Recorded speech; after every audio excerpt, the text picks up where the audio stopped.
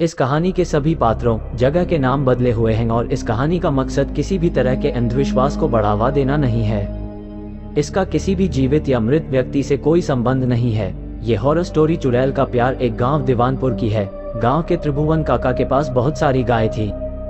वो उनका दूध बाजार में बेचते और उसी से उनकी रोजी रोटी चलती थी।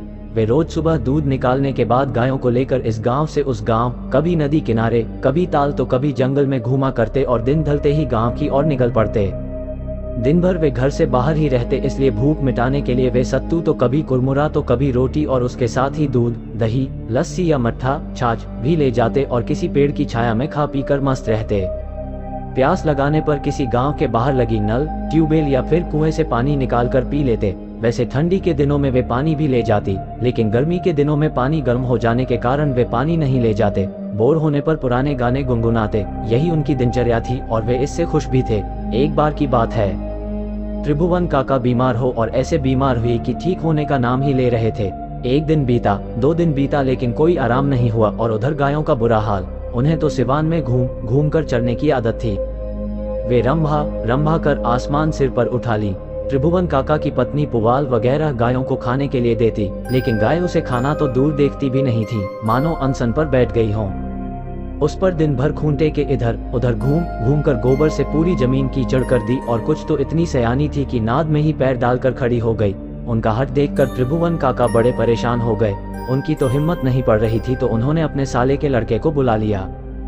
उसका नाम राकेश था। 18 साल की उम्र में ही वो बहुत ही होशियार था। उसके घर पर भी गाय थी, तो उसे इन सब चीजों की जानकारी थी। दूध दही खाकर गबरू जवान बन गया था। कोई उसे देखकर कोई उसे 18 साल का कह ही नहीं सकता था। उसे त्रिभुवन के सारे काम संभाल लिए। वह साथ में अपनी किताबें भी ले जाता और पेड़ की छाया में पढ़ाई भी करता। त्रिभुवन काका बड़े खुश हुए। गर्मी का दिन था।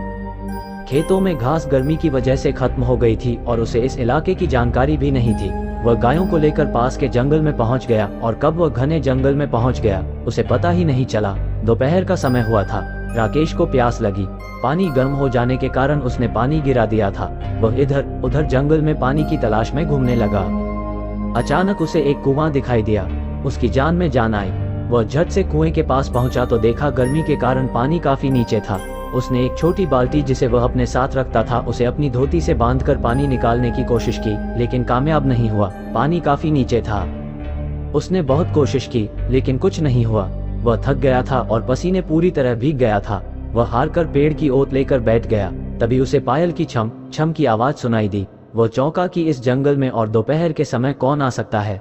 उसने पीछे मुड़कर देखा तो एक बेहद खूबसूरत लड़की अपनी कातिलाना अदाओं के साथ राकेश की ओर चली आ रही थी। राकेश उसे एकटक देखता रह गया। उस किशोरी की खूबसूरती में राकेश खो गया था। पास आकर उस किशोरी ने नटखट अदा के साथ राकेश को पूछी, प्यास लगी है क्या? मैं पानी पिला दूं? राकेश तो जैसे सुध बुध खो बैठा था। उसने घबराकर हाँ में सिर हिला दिया। किशोरी आगे बढ़ी और कुएं की जगत पर पहुंचकर अपने दोनों हाथों की अंजुली बनाई और कुएं में झुक गई। राकेश जैसे सम्मोहित हो गया था। उसे कुछ दिखाई ही नहीं दे रहा था। किशोरी ने पानी निकाला और राकेश की तरफ बढ़ी। राकेश बिना कुछ बोले अपने अपने हाथों की अंजुली बनाकर अपने मुंह से सटा दिया। किशोरी ने अपने अंजुली का जल राकेश के अंजुली में उड़ेलना शुरू किया और राकेश ने उस अमृत रूपी जल को पीना शुरू कर दिया। वो अलग बात थी कि उसके अंजुली का आधा पानी जमीन पर गिर रहा था, क्योंकि अभी भी वो उस किशोरी के चेहरे की खूबसूरती को एकटक पिए जा रहा था। ना तो किशोरी के हाथ से जल खत्म हो रहा था और ना ही राकेश की प्यास ही बुझ रही थी। ऐसा प्रतीत हो रहा था जैसे सदियों की प्यास आज तृप्त हो रही हो। ये सिलसिला आधे घंटे तक चला। तभी किशोरी ने ध्यान दिया कि राकेश पानी कम पी रहा था और उसके चेहरे का रसपान अधिक कर रहा था, तो वो असहज होते हुए बोली, और पिलाऊं की बस?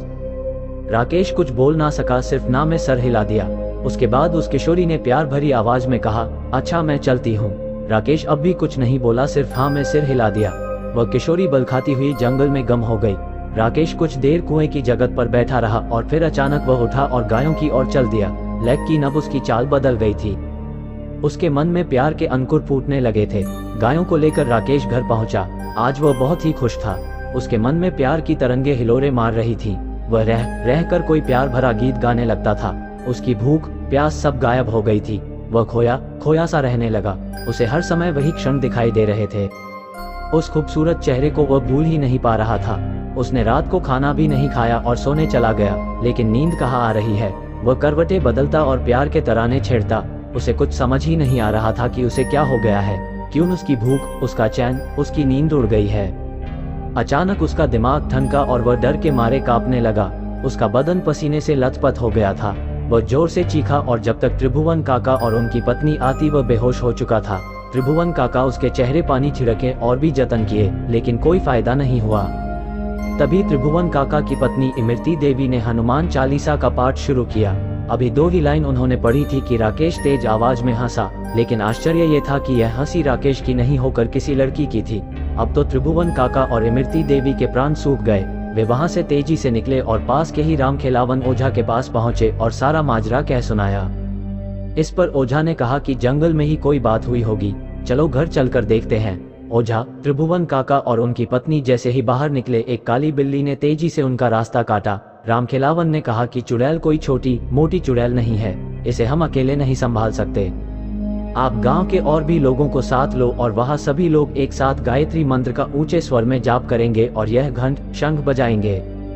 कोई थोड़ा भी नहीं डरेगा। वह तमाम तरह के हथकंडे अपनाएगी, कभी रोना, कभी मायूस होना, कभी डराना, लेकिन सबको पाठ जारी रखना है।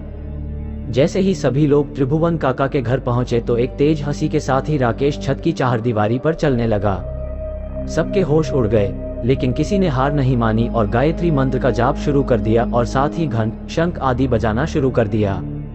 रात के समय इस तरह की आवाज से अगल बगल के गांव वाले भी बहुत ही अचंभित हुए और गुटों में वे भी इस गांव की तरफ आने लग। इधर ओझा ने अपने कार्य शुरू किए। जैसे जैसे ओझा के मंत्रों का प्रभाव बढ़ता वो चुड़ैल और भी भयानक तरीके से लोगों को डराती। कभी वो उल्टे पांव चलती तो कभी छत पर उल्टा चलने लगाती तो कभी भीड़ के किसी एक खास की तरफ तेजी से बती, लेकिन वो किसी को छू नहीं पाती। 5 घंटे तक ये कार्यक्रम चला। सुबह के 4 बजने वाले थे। तभी ओझा की नजर वहां गिरे गुलाब के फूल पर पड़ी। उस पर खून लगा हुआ था। उसने वो फूल जैसे ही उठाने की कोशिश की, चुड़ैल खूब जोर से चिल्लाई और एक भयानक रूप बनाकर तेजी से ओझा की ओर झपटी, लेकिन तब तक ओझा ने फूल को आग में डाल दिया और आग में डालते ही राकेश का शरीर शांत होने लगा और कुछ ही समय में एक तेज चीत्कार के साथ एक काला गहरा धुआं राकेश के मुंह से निकला और राकेश उठकर बैठ गया। पूरा माहौल सामान्य हो गया था।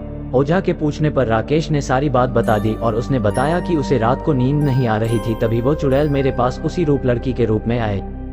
तब मुझे शक हो गया। मैंने उससे उसका नाम पूछा, वह कुछ नहीं बोल रही थी।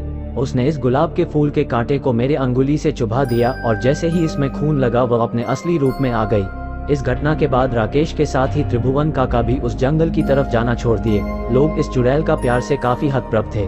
कई दिनों तक ये बात लोगों के बीच केंद्र बिंदु बनी रही।